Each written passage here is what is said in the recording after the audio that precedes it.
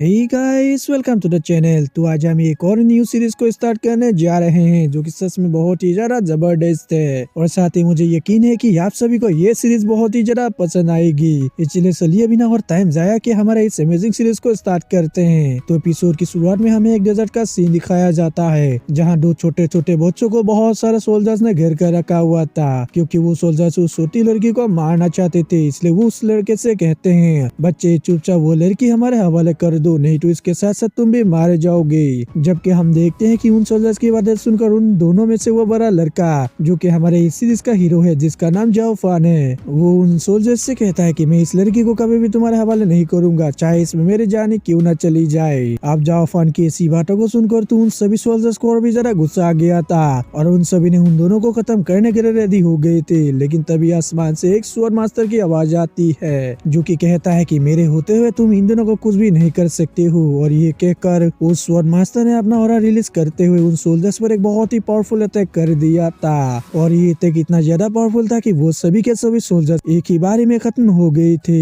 इसके बाद हमारा सीन चेंज होता है और हमें 10 सालों बाद का सीन दिखाया जाता है जहाँ हम उसी डिजर्ट का सीन देखते हैं जहाँ एक ही क्लैन के बहुत सारे लोग एक बग्गी को प्रोटेक्ट करते हुए कहीं पे ले जा रहे थे क्योंकि उस बग्गी में बहुत सारे सोने के साथ साथ कल्टीवेशन पिल्स भी मौजूद थी। फिर वो लोग आपस में बातें करते हुए कहने लगते हैं कि यहाँ पर बहुत सारे लुटेरे घूमते रहते हैं, इसलिए हमें यहाँ से सावधानी से जाना होगा। तभी हम वहाँ पर हमारे हीरो को भी देखते हैं जो कि उन लोगों के सामने से ही गुजर रहा था, जिसे देखकर एक सिपाही उससे कहता है, बच्चे तुम इतनी खतरनाक जगह पर क्या कर रहे हो, जल्दी यहाँ से चले जाओ। और ये कहने के बाद वो सिपाही आगे की तरफ निकल जाता है। जहाँ जब वो सिपाही थोड़ी दूर आगे पहुँचते हैं तो उनके सामने के चट्टानों पर एक बहुत ही बड़ा ब्लास्ट होता है जिसकी वजह से उन सिपाहियों के जाने का रास्ता ब्लॉक हो जाता है। तभी हम वहाँ पर बहुत सारे लुटेरों को आते हुए देखते हैं जिन्होंने यहाँ पर ब्लास्ट करके उन सिपाहियों के आगे जाने के रास्ते को ब्लॉक कर दिया था। तभी उन लुटेरों का लीडर अपने साथियों से कहता है कि जल्दी से जाकर उन सभी को खत्म कर दो, यहाँ पर आज कोई भी जिंदा बच कर जाने ना पाए। वही अपने लीडर की बात सुनकर उन लुटेरों ने भी अपने अपने वेपन्स निकाल लिए थे और उन सिपाहियों को एक एक करके खत्म करने लग गए थे। और यहाँ पर हम देखते हैं कि वे लुटेरे बहुत ही ज्यादा स्ट्रॉन्ग थे जो कि सिर्फ अपने एक ही अटैक से उन सभी सिपाहियों को खत्म करते हुए जा रहे थे। जहाँ उन सभी सिपाहियों के साथ साथ उनका लीडर भी मारा जाता है, जिसके बाद वे सभी लुटेरे उन बग्गियों के पास आ जाते हैं जहाँ आकर वो लोग उन बग्गियों में मौजूद बक्सों को ओपन करके देखते हैं जहाँ बहुत सारे सोने के साथ साथ बहुत सारे स्पिरिचुअल पिल्स भी मौजूद थे, जिसे देखकर वे सभी लुटेरे बहुत ही ज्यादा खुश हो जाते हैं और वो लोग कहने लगते हैं कि आज तो हमारे हाथ में बहुत ही बढ़िया खजाना लग चुका है। वही दूसरी तरफ हम हमारे हीरो जाफन को देखते हैं जिसको कि एक लुटेरे ने देख लिया था और वो उसके पास आ गया था, जहाँ कर वो उससे कह रहा था कि बच्चे कि तुम यहाँ पर क्या कर रहे हो, क्या तुम्हें मरना है। और ये कहकर वो उससे कहता है, मैं तुम्हें अपनी जान बचाने का एक मौका देता हूँ, इसलिए तुम यहाँ से तुरंत ही भाग जाओ। लेकिन हम देखते हैं कि जाओपान उसकी बातों पर ध्यान नहीं दे रहा होता है और वो उसकी तरफ बढ़ रहा होता है। ये देखकर अब उस लुटेरे को भी गुस्सा आ गया था और उसने जाओफान को मारने के लिए अपने स्वord को निकाल लिया था। ये देखने के बाद अब जाओफान भी अपने स्वord को निकाल देता है और उसने बहुत ही तेजी से मूव करते हुए उस लुटेरे को एक ही झटके में खत्म कर दिया था। वही अब अपने साथी को ऐसे मरता हुआ देखकर वो बाकी लुटेरे बहुत ही ज्यादा गुस्सा हो गए थे,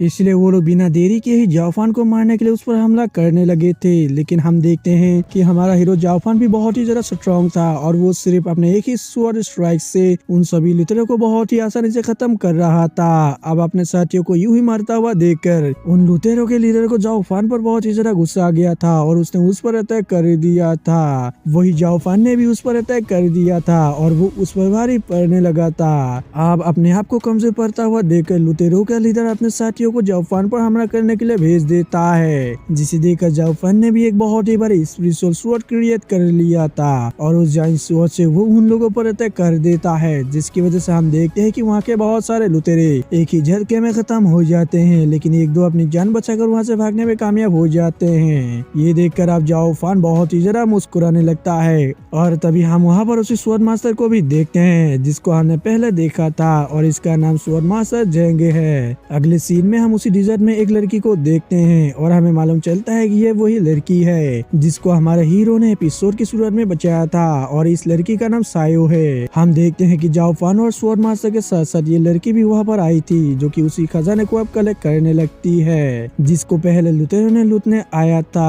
अब उस बॉक्स को को लेते हुए सायो कहने लगती है, आज तो हमारे हाथ में बहुत ही बढ़िया खजाना लग गया है जिसका यूज करके हम अपनी पावर्स को बहुत ही ज्यादा इंक्रीज कर सकते हैं। और ये कहकर सायो उन बैंडिट्स के लीडर के वेपन को उठा लेती है और कहती है कि ये वेपन तो बहुत ही ज्यादा बढ़िया है। और तभी वहाँ पर स्वॉर्ड मास्टर जेंग भी आ जाते हैं और वो जाओफान से कहते हैं, तुमने उन बाकी लुतेरों को क्यों जिंदा वापस जाने दिया? अगर वे लोग अपने साथियों के पास पहुंच गए तो फिर उनके लोग तुम्हारे पीछे पड़ जाएंगे। लेकिन हम देखते हैं कि इस बात से जाओफान को ज्यादा फर्क नहीं पड़ता है और वो वहाँ पर बैठकर उन स्पिरिचुअल पिल्स को खाने लगता है, लेकिन इससे उसकी पावर बिल्कुल भी इंक्रीज नहीं हो रहा था। जिसे देखकर सायो स्वॉर्ड मास्टर जेंग से पूछती है, सीनियर ब्रदर जाओफान ने बहुत सारे स्पिरिचुअल पिल्स को खा लिया है, लेकिन इसके बावजूद भी इसकी पावर्स जरा सा भी इंक्रीज क्यों नहीं हो रहा है? इस पर अब स्वॉर्ड मास्टर जेंग उसे बताते हैं, मुझे मालूम नहीं है कि ये अच्छा है या फिर बुरा, क्योंकि जाओफान का कल्टीवेशन जाम हो चुका है, लेकिन जब इसका लेवल इंक्रीज होगा तो फिर वो एक साथ ही बहुत सारे लेवल्स को ब्रेक थ्रू कर लेगा, मगर इसके लिए उसे कुछ खास किस्म की पिल्स की जरूरत पड़ेगी। वही हम देखते हैं कि जाओफान अभी भी उसी स्पिरिचुअल पिल्स को खाते ही जा रहा था और इससे उसको कुछ भी फर्क नहीं पड़ रहा होता है। लेकिन तभी हम देखते हैं कि वहाँ पास के पत्थर में से एक बंदा बाहर निकल कर आ जाता है, जिसे देखकर अब जाओफान गुस्से से उसकी तरफ देखने लगता है। ये देखकर स्वॉर्ड मास्टर जेंग उसे शांत कर देते हैं और बताते हैं कि ये हमारा ही बंदा है जो कि खबर को एक जगह से दूसरी जगह पर पहुंचाता है। और ये कहकर मास्टर जेंग उस मोटे से पूछते हैं कि तुम यहाँ पर क्यों आए हो? जिस पर वो मोटा बताता है कि यहाँ पर मैं आपको एक खबर देने आया हूँ। और ये कहकर वो मोटा उन्हें बताता है कि आपको हमारे सीनियर याद कर रहे हैं। लेकिन इस पर मास्टर जेंग उससे कहते कि कल मैं थोड़ा सा बिजी हूँ, इसलिए मैं कल उनसे मिल नहीं पाऊंगा। और तभी हम देखते हैं कि उस मोटे की नजर जाओफान पर पड़ती है, जिसे देखकर वो मास्टर जेंग से पूछता है कि आखिर ये बंदा कौन है। इस पर मास्टर जेंग उसे बताते हैं कि ये हमारा एक साथी है और ये आज के बाद हमारे साथ ही रहने वाला है। तभी उस मोटे की नजर जाओफान के स्वord पर पड़ जाती है, जिसे देखकर वो बहुत ही ज्यादा हैरान हो गया था, क्योंकि वो स्वord असल में मास्टर जेंग की थी। इसलिए वो मास्टर जेंग से पूछता है कि सीनियर आपने ये स्वord इसको क्यों दे दिया? जिस पर सीनियर जेंग बताते हैं कि मैंने इसे ये स्वord यूं ही दे दिया, इसका कोई भी खास कारण नहीं है। उसके बाद सीन चेंज होता है और हमें रात का सीन दिखाया जाता है, जहाँ सीनियर जेंग और जाओफान कहीं पे जा रहे होते हैं और वहाँ सीनियर बहुत ही ज्यादा खुश, जिसे देखकर जाओफान उनसे पूछता है, सीनियर आप तो बहुत ही ज्यादा एक्साइटेड दिखाई दे रहे हैं, क्या कल कोई खास दिन है?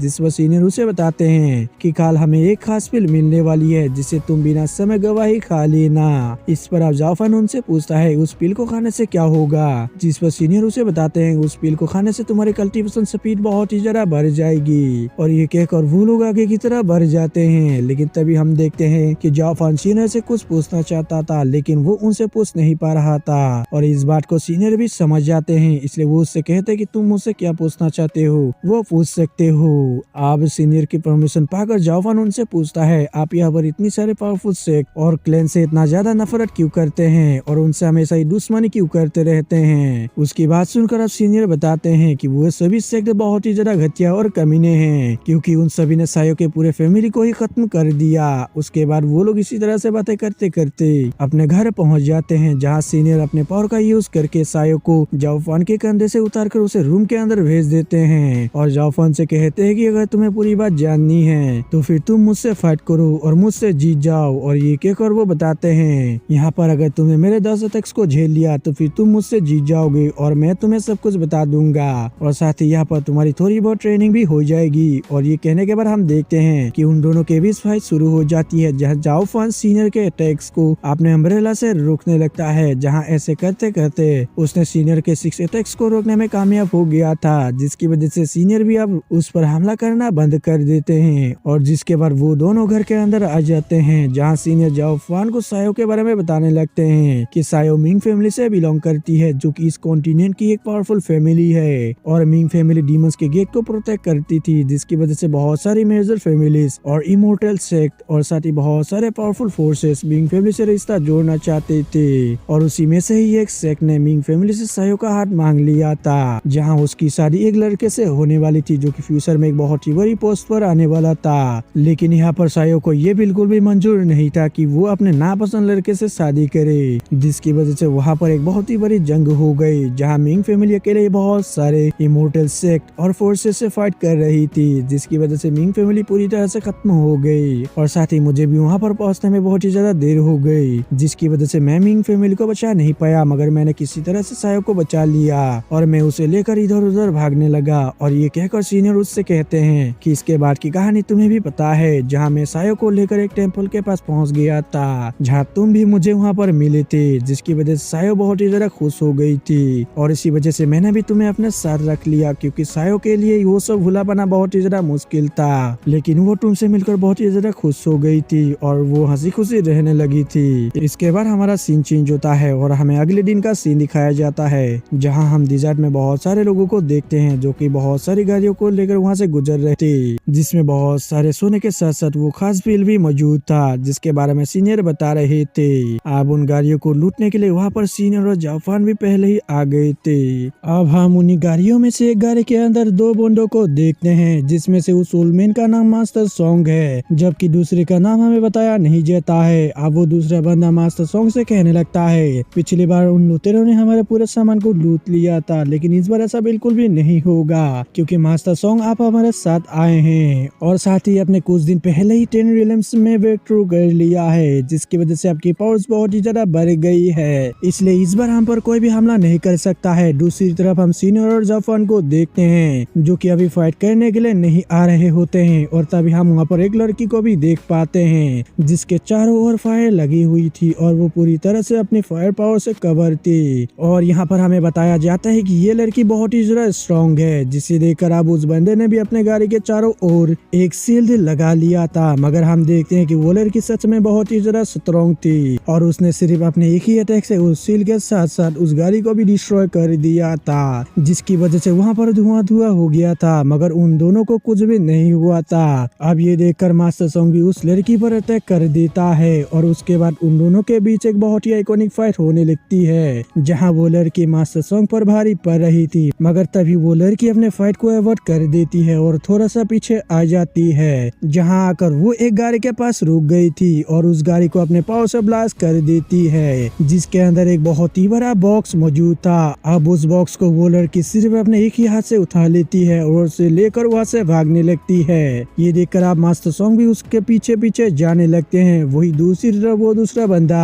अपने सोल्जर्स से कहने लगता है कि मास्टर सॉन्ग उस लड़की के पीछे गए हैं, इसलिए हमें उस बॉक्स की चिंता करने की जरूरत नहीं है, क्योंकि मास्टर सॉन्ग जरूर उसे वापस ले आएंगे, इसलिए अब हमें बाकी सामानों को देखना चाहिए। अब वो बंदा ये सब कह रहा था कि तभी हम देखते हैं कि वहाँ पर बहुत सारे लुटेरे आ जाते हैं, जो कि पिछले वाले लुटेरे से भी बहुत ही ज्यादा पावरफुल थे। ये देखकर अब वो बंदा भी अपने साथियों के साथ उन लुटेरे से फाइट करने लगता है। वही दूसरी तरफ जाफान सीनियर से कह रहा था कि इस बार सच में तो बहुत ही ज्यादा लोग आए हैं उस चीज को लूटने के लिए, शायद वो चीज सच में बहुत ही ज्यादा कमाल का होगा। और ये कहकर जाफान जैसे ही अपने पीछे मुड़कर देखता है तो वहाँ पर सीनियर नहीं थे, क्योंकि वो वहाँ से पहले ही जा चुके थे। ये देखकर अब जाफान कहने लगता है, सीनियर तो हर बार ऐसा ही करते हैं, वो हमेशा ही अकेले चले जाते हैं। वही नीचे हम देखते हैं वो बंदा अभी भी उन लुटेरों से फाइट कर रहा होता है, लेकिन उन लुटेरों ने उसके सभी साथियों को मार दिया था, मगर वो बंदा थोड़ा सा स्ट्रॉन्ग था, जिसकी वजह से वो अभी तक उनके सामने टिका हुआ था और उनसे फाइट कर रहा है। और तभी हम देखते हैं कि जाफान भी वहाँ से नीचे आ जाता है, जिसे देखकर अब कई सारे लुटेरे उस पर भी अटैक करने के लिए जाने लगते हैं, लेकिन जाफान भी कोई कम खिलाड़ी नहीं था। वो भी अपने स्किल्स और पावर्स का यूज करके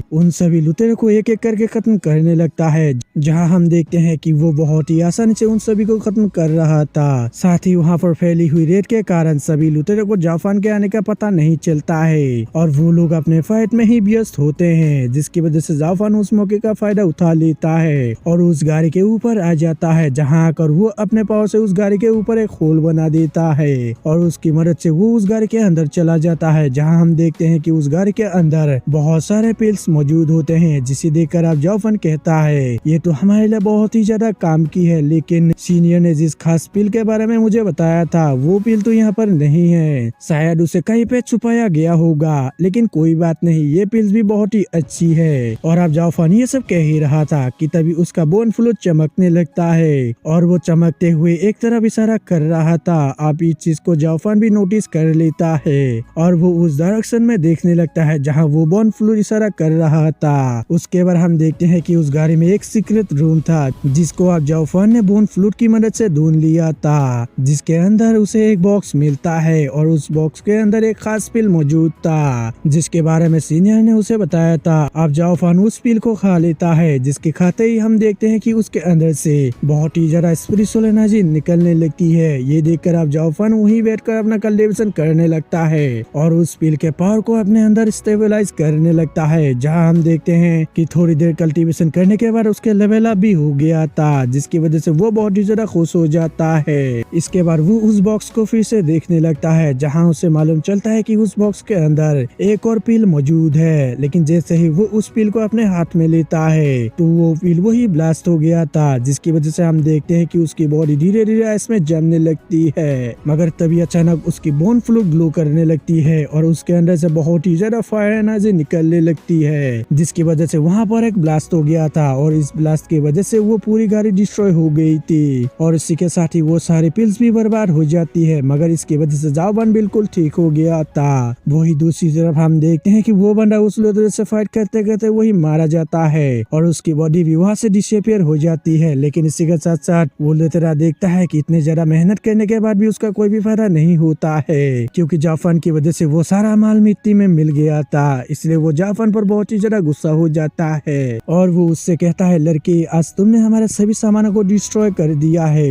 इसलिए आज तुम बिल्कुल भी जिंदा नहीं बचोगे। और ये कहकर वो उस पर अपने सोच से हमला कर देता है। मगर इस हमले का जाफन पर कुछ भी असर नहीं होता है, क्योंकि जाफन उसके अटैक को डॉज करते हुए हवा में चला गया था और जिसके तुरंत ही वो अपने स्वॉर्ड की मदद से ऊपर से ही उस लुटेरे पर एक बहुत ही पावरफुल अटैक करता है, जिसकी वजह से वहाँ पर एक बहुत ही बड़ा ब्लास्ट होता है और उस ब्लास्ट के इम्पैक्ट से वहाँ पर एक बहुत ही बड़ा गड्ढा हो गया था, जिसके साथ ही उस लीडर का स्वॉर्ड भी टूट गया था और साथ ही साथ जाओफन भी वहाँ से भाग चुका था। यहाँ पर अब जाओफन के इतने खतरनाक पावर को देखकर वो लीडर बहुत ही ज्यादा हैरान था और वो कह रहा था कि ये लड़का तो इनिशियल स्टेज पर पहुंच चुका है। इसके बाद हमारा सीन चेंज होता है और हमें शाम का सीन दिखाया जाता है, जहाँ जाओफन तेजी से भागते हुए कहीं पे जा रहा था। असल में यहाँ पर उसे भी मालूम नहीं है कि आखिर वो कहाँ जा रहा है, बस उसका बोन फ्लू ग्लो करते हुए उसे कहीं पे ले जा रहा था। अगले सीन में हमें घर के अंदर एक लड़की को देखते हैं जो कि अपने बेड पर सो रही थी और उसे देखकर ऐसा लग रहा था कि इसकी तबीयत अभी खराब है और उसे अंदर ही अंदर बहुत ही ज्यादा पेन हो रही थी। इसलिए वो कह रही थी कि अंकल आप कहाँ हैं, मुझे बहुत ही ज्यादा पेन हो रहा है, इसलिए आप जल्द से जल्द मेडिसिन लेके वापस आ जाइए, मैं ज्यादा देर तक संभाल नहीं पाऊंगी। अब वो लड़की ये सब कह ही रही थी कि तभी हम देखते हैं कि वहाँ पर हमारा हीरो जाफन भी पहुँच जाता है, जिसका बोन फ्लूट अभी भी ग्लो कर रहा था और वो उस लड़की की तरफ इशारा कर रहा था। ये देखकर अब जाफन भी उस लड़की की तरफ जाने लगता है और वही वो लड़की भी उसकी तरफ आने लगती है और कहने लगती है वो मेडिसिन मुझे दे दो।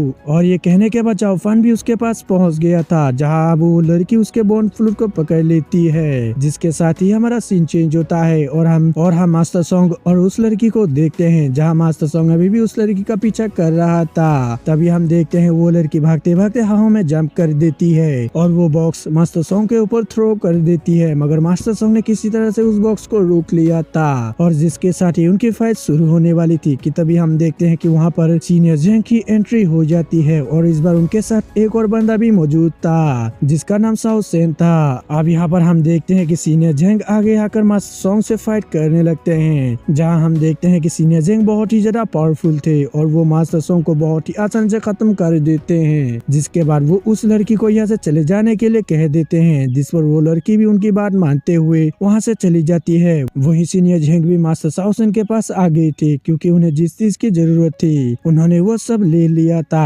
जिसके बाद वो दोनों इसी तरह से बातें करने लगते हैं, जहाँ सीनियर जेंग मास्टर साओ सेन से पूछते हैं कि तुम्हारी बहन की तबीयत कैसी है। यहाँ पर मैं बता दूं, सीनियर जेंग उसी लड़की के बारे में पूछ रहे हैं जिसके बाद जाओपन गली से चला गया था। अब सीनियर जेंग की बात सुनकर मास्टर साओ सेन उन्हें बताते हैं कि उसकी तबीयत में बिल्कुल भी सुधार नहीं आया है, पहले जैसा था अभी भी वैसा ही है। हम उसे मेडिसिन देते हैं लेकिन उस मेडिसिन का कोई भी मतलब नहीं है, क्योंकि वो मेडिसिन सिर्फ उसका पेन कम करता है लेकिन उसकी बीमारी को पूरी तरह से ठीक नहीं कर पाता है और साथ ही हमें अभी तक उसके इलाज का कोई भी रास्ता नहीं मिला है। इसके साथ साथ हर 15 दिनों में उसे बहुत ही ज्यादा पेन होता है, जिसकी वजह से अब मुझसे उसका पेन देखा नहीं जाता है। इसलिए मैं चाहता हूँ कि उसका कोई परमानेंट इलाज मिल जाए। और इसी तरह से बहुत ही देर तक बातें करने के बाद सीनियर जेंग वहाँ से निकल जाते हैं, जिसके बाद सीन चेंज होता है और हम सायो को देखते हैं जो कि अभी भी सीनियर और जाफन का इंतजार कर रही थी, मगर हम देखते हैं कि वो लोग अभी भी नहीं आ रहे थे। इसलिए वो कहने लगती है कि मैं यहाँ पर इंतजार करते करते बहुत ही ज्यादा बोर हो चुकी हूँ, इसलिए मुझे भी बाहर जाना है। और ये कहकर वो अपने बो और एरोस को लेकर घूमने के लिए निकल जाती है